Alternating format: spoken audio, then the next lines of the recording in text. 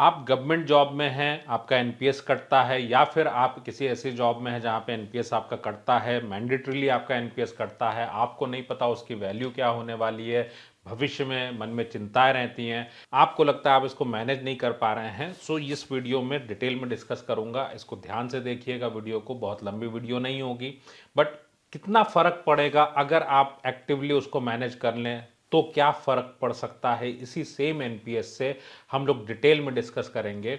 So video में अंत तक बने रहें, वीडियो को लाइक कर दीजिएगा, चैनल को सब्सक्राइब कर दीजिएगा और ज़्यादा से ज़्यादा लोगों के साथ शेयर करिएगा ताकि वो भी फ़ायदा उठा सकें और आपका कोई नुकसान भी नहीं होगा उससे। Hi, I am Viplav Majumdar, I am founder of plan your world training academy private limited. ये एक स्टार्टअप है, हमने 17 सालों के एक्सपीरियंस के साथ इसको शुरू ही इसलिए किया कि आप अपने लिए बेहतर फाइनेंशियल डिसीजन ले सकें, क्योंकि जब हम किसी दूसरे से एडवाइस लेते हैं तो हमें नुकसान ही होता है। और इंडिया में सिर्फ आपके पास या तो म्यूचुअल फंड, इंश्योरेंस एडवाइजर्स हैं, या फिर आपके पास बैंकर्स हैं या शेयर ब्रोकर्स। सो आपके लिए कोई है नहीं, इसलिए आपको पढ़ाई भी करनी चाहिए। इन्वेस्टमेंट से पहले पढ़ाई ज़रूरी है। आप हमारे साथ कैसे पढ़ सकते हैं, वीडियो के अंत में ये भी बताऊंगा आपको। सो अगर आप एनपीएस में इन्वेस्ट कर रहे हैं और आपका डिफॉल्ट मोड पे है, तो देखिए क्या फर्क पड़ता है। सबसे पहले हम उस पे चलते हैं। सो डिफॉल्ट मोड वाले एनपीएस में प्रॉब्लम क्या आती है कि मेरी एज हो गई 35 तो मेरा इक्विटी कम हो जाएगा, मेरी एज हो गई 40, 50, 60 के आसपास आते आते मेरा इक्विटी एकदम से कम होता चला जाएगा।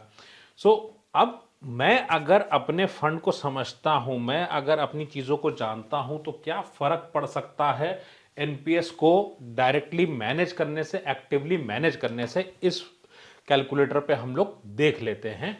हमने मान लिया कि आपके पास आज की डेट में यहाँ पे 15 लाख रुपए एनपीएस में हैं और आपके पास में पीरियोडिक मंथली इन्वेस्टमेंट हो रहा है, लगभग हमने मान लिया 10,000 रुपए महीने का इन्वेस्टमेंट हो रहा है और आप अगले 15 सालों तक आपका इन्वेस्टमेंट होता रहेगा। सो एनुअल रेट ऑफ रिटर्न मैंने ले लिया है लगभग 9% का। तो 9% पे मुझे क्या मिलेगा वो हम देख लेते हैं। सो 9% पे अगर मैं जाता हूं तो मुझे वैल्यू जो मिलती है ना, वो मिलती है लगभग और लगभग जाके 91,56,000 रुपीज़।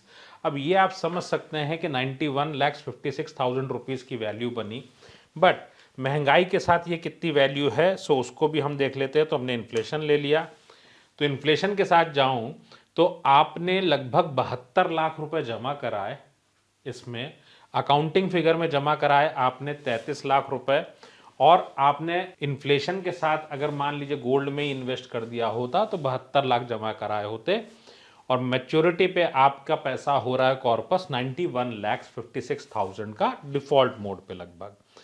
अब अगर मैं इसको चेंज कर दूं और खुद मैनेज करने लगूं तो क्या फ़र्क आएगा। मैंने 11 से 12% लेना है तो मैं 11% ले लेता हूं, तो 91 लाख रुपीस का बढ़ के हो जाता है 1,15,00,000 रुपए।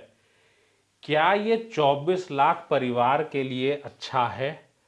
क्या ये 24 लाख आपके रिटायरमेंट को कुछ बेहतर कर देगा? लगभग 25% आपके पास ज़्यादा हो गया, उससे भी ज़्यादा।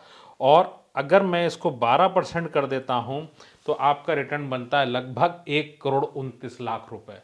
सो अगर आपके पास समय है तो आप क्या करें, आप सिंपली एक्टिव मोड पे स्विच कर लीजिए और पूरा पैसा इक्विटी की तरफ डाइवर्ट कर दीजिए, क्योंकि जितना लंबा समय हमारे पास है इक्विटी पे आपको ज्यादा रिटर्न मिलेगा। वैसे भी आपको अपना पैसा खुद ही मैनेज करना चाहिए। डिफॉल्ट मोड उन लोगों के लिए जो बेचारे खुद अपना पैसा मैनेज नहीं कर सकते, और आपको अगर ये 30-40 लाख का फर्क पड़ता है सिर्फ एनपीएस से, बाकी दुनिया में बहुत सारे इन्वेस्टमेंट्स हैं, उनसे भी आपको अपने रिटर्न को ऑप्टिमाइज करना चाहिए।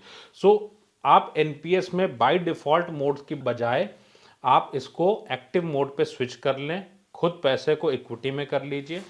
और आपको जरूर से पढ़ना चाहिए, क्योंकि जब मैं एनपीएस की बात करता हूं तो एनपीएस से एक जो आपको अच्छी चीज क्या होगी, वो होगी आपको कॉर्पस। आप जब स्विच करेंगे एक्टिव मोड पे तो आपका एटलीस्ट कॉर्पस बढ़ जाएगा, क्योंकि वैसे भी आप इस पैसे को निकाल नहीं सकते। तो अगर 15 साल का लॉक इन हमारे पास आज है तो इट्स बेटर कि मैं कॉर्पस को ही इंक्रीज कर लूं। भाई मुझे 91 लाख मिलना, 91 लाख की जगह मैं उस पैसे को बढ़ा के अगर 1,20,00,000 के आसपास ले जा पाऊं तो बहुत है, हमारे फैमिली में एक डिफरेंस आ गया।